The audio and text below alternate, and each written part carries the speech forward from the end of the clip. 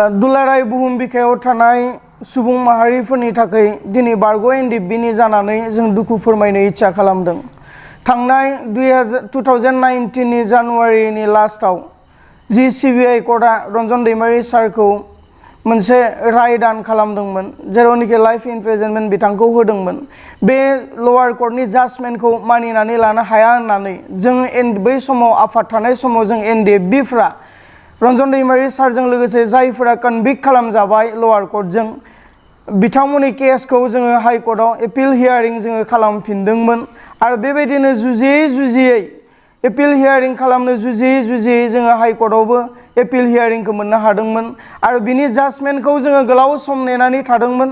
दिनै माननीय हाइ कर्टआ दिनै राय दान खालामबाय। रन्जन दैमारिखौ आकुबार रन्जन दैमारिदों जायफोरा जोबथेसालियाव दङ बिथांमोनखौ आकुबार लाइफ सेन्टेन्स होनानै जोबथेसालियावनो दोनफिननायनि मोनसे राय दान खालामबाय। बेखौ नुनानै जोङो समग्र रायजो राजाफ्रा हुमखिखांदों आरो दुखु फोरमायनो इच्छा खालामदों।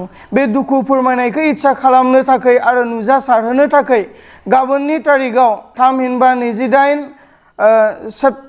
28 सेप्तेम्बर गाबोन फुंनि 5 रिंगानिफ्राय समफोर 29 सेप्तेम्बरनि फुंनि 5 रिंगासिम जोङो बन्द डिक्लेयार खालामदों आरो बेखौ जोङो दिनैनि तारिखआव एबा दायो जोङो रायजो राजानि गेजेराव फोसावनानै होदों। आरो बे बन्दआव इडुकेसनेल इन्स्टिटिउट थामहिनबा फरायसालि एबा इडुकेसनजों लोब्बा थानाय इन्स्टिटिउटफोराल' खुला थानो मोनगोन होननानै जोङो फोसावदों आरो फालांगियारि जेसेबां दोङो राजा लामानिफ्राय लानानै जेसेबां बिटिसि सेक्रेटारियेट अफिसनिफ्राय लानानै जेसेबांखिनि अफिसफोर दोङो बे अफिसफोरखौबो जोङो बन्द दोननो थाखाय गाबोननि दिनाव बन्द लाखिनो थाखाय जोङो खावलायदों आरो जोंनि दुखु फोरमायनाया जेन सारा पृथिबियाव नुजासारजायो।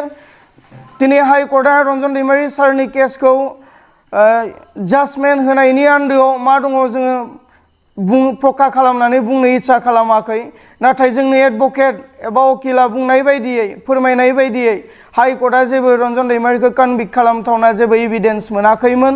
थेवब्लाबो हाइ कर्टआ मानि जाहोनाव रन्जन दैमारिखौ आरोबाव फिन जोबथेसालियाव लाइफ सेन्टेन्स होनानै दोनफैखो बेखौ नुनानै जोङो समखिखांदों आरो जोंखौ नासयदों, सोबख'दों आरो मनग्लबनो नाजादों। दिनैनि तारिखआव बियो फोरमान जादों। गाबोननि तारिखआव बारग' एनडिएफबिनि जानानै जि बन्द डिक्लेयार खालामदों बे बन्द डिक्लेयारेसनखौ बनसु बेजोंनो लोगोसे बर' वुमेन जास्टिस फार्म लोगोसे SIPR लोगोसे BPCPI बे मोनब्रै आफादा जोंखौ मदद खालामदों आरो बे मोनबा आफादजों लोगो नांनानै गाबोननि बन्दखौ जोङो डिक्लेयार होदों। आसा खालामदों बे बन्दखौ गासैबो मान सनमान होलायनानै गासैबो जेन मानिलायगोन आरो जों जिबायदि हास्थायदों गासैबो फालांगियारिनिफ्राय लानानै अफिस एबा राजा लामा एबा हान्था मेला गासैबो जेन बन्द थागोन होननानै जोंनि खावलायनायखौ नाजावनानै लागोन होननानै जोङो फोसावनाय जाबाय।